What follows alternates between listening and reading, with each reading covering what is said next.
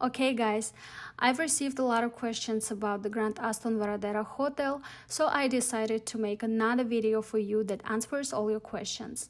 As you can see, this is a gym, there was water and all the equipment works well, and there is everything for a great workout. This is a hotel beach and this is me running along the beach and trying to enjoy it, but I can't because we were unlucky with the weather and we hardly swam at all. Many of you asked to show the food in this hotel. Here is the food in the buffet at different times. As you can see, there is a lot of food and it's varied.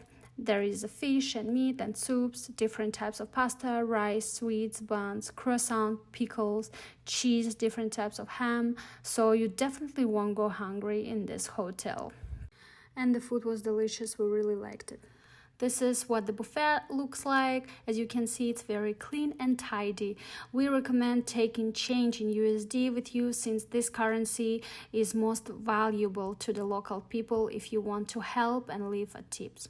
We recommend going to the 8087 restaurant. We liked it there. We didn't really like Italian and Japanese ones.